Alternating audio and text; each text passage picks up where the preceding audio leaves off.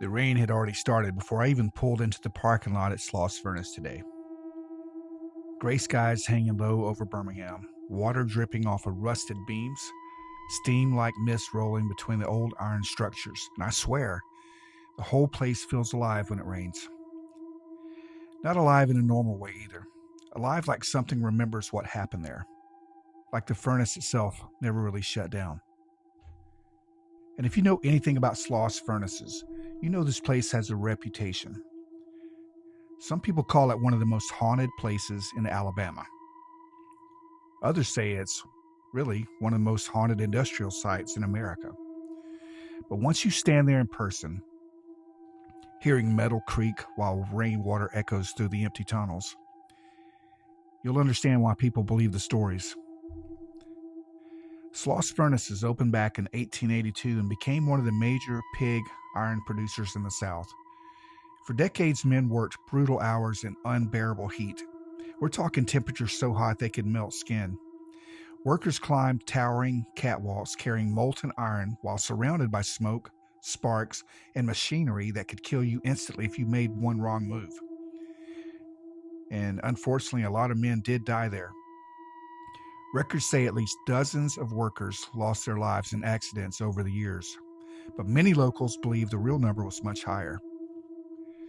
Back then, worker safety wasn't exactly a priority. Men were treated as disposable. If somebody got hurt or killed, another worker would replace them the next day. Sloss made money, and that's all anybody cared about. But one name always rises above the rest when people talk about the hauntings at Sloss Furnaces: James Slag Wormwood. Now, depending on who you ask, some say Wormwood was real. Some say he's become really more legend than fact over the years. But the story goes that he was one of the cruel foremen at Sloss during the early 1900s. Supposedly mean as hell. Workers feared him.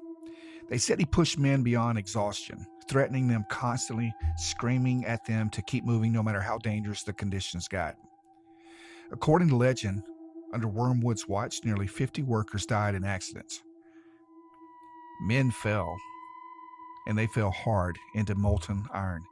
They were crushed by machinery or even collapsed from heat exhaustion. And every time somebody slowed down or complained, Wormwood allegedly would scream the same phrase: "Get back to work." Then one day in 1906, Wormwood himself supposedly fell from a catwalk straight into a blast furnace. Some say it was an accident. Others whispered that the workers may have just helped him over the edge after years of abuse. Either way, after his death, the stories began. Workers reported hearing footsteps when nobody was there, shadow figures walking the catwalks, voices coming from empty tunnels. Some employees even refused to work night shift because they claimed they heard a man yelling at them from the darkness to get back to work. And honestly, that phrase gets under your skin once you've heard the stories. A few years ago, my niece Taylor and I started looking deeper into the paranormal side of Sloss. She's always been interested in ghost hunting in creepy locations, so we decided to explore some of the areas around the furnace and the tunnels where people claimed activity was strongest. And what happened one time when she visited Sloss without me still creeps me out.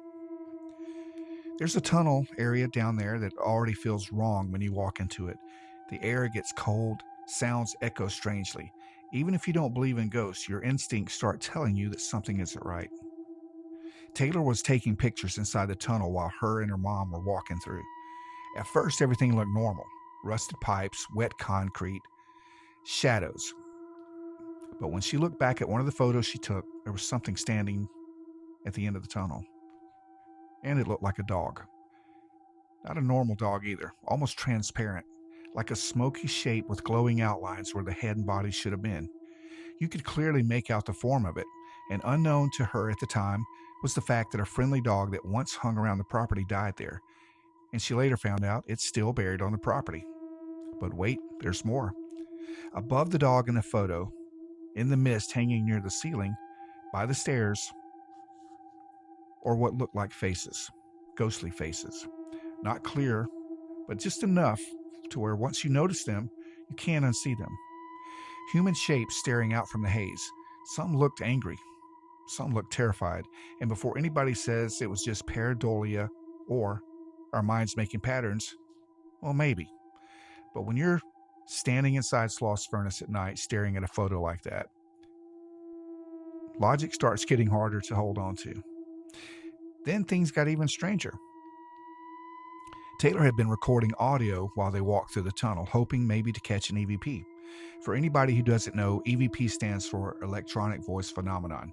Supposedly spirits or entities speaking through static or background noise that you don't hear in real time, but you can hear them on the recording. Now, they didn't hear anything while they were there, but later when she listened back to the recording, plain as day, a voice cut through the static, "Get back to work." It's not loud, it's not screaming, but some sort of aggressive tone, like somebody was standing right there beside her. The moment she heard it, she immediately thought about the Wormwood stories. That same phrase witnesses have claimed to hear for decades, and maybe there's a logical explanation. Maybe it was audio contamination. Maybe somebody nearby outside yelled something that she didn't notice. But I'll tell you this, hearing those words after seeing that photo changed the atmosphere instantly. Suddenly the tunnel didn't feel abandoned anymore. It felt occupied. And if ever you go in there and someone comes out and says they didn't hear anything, or they joke about Sloss Furnace being haunted, I think back to that EVP, because there's a difference between hearing ghost stories online and experiencing something for yourself. Once something personal happens, you stop viewing the place in the same way. Today brought back all of those memories. I went back while the rain was coming down, and honestly, rainy weather may have been the absolute creepiest time I could ever visit Sloss. Fog and mist settled around the blast towers, making them look like giant rusted skeletons standing in the dark. And there weren't many people around either, which somehow made it worse.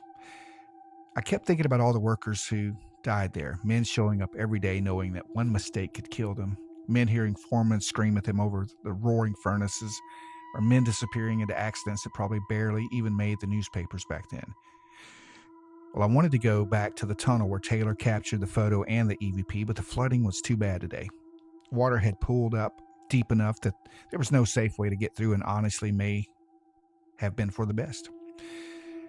The darkness inside looked thicker somehow, like the tunnel swallowed the light. Every little sound echoed back weirdly, and at one point I could hear water dripping somewhere deep inside.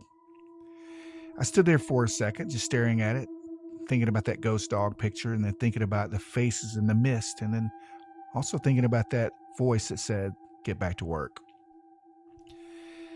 If you ever visit during a cold, rainy evening, standing under those towering rusted furnaces while the wind whistles through the broken steel, don't be surprised if you suddenly feel like somebody's watching you from the darkness. Or if somewhere deep inside the tunnels, you hear a voice whisper, "Get back to work."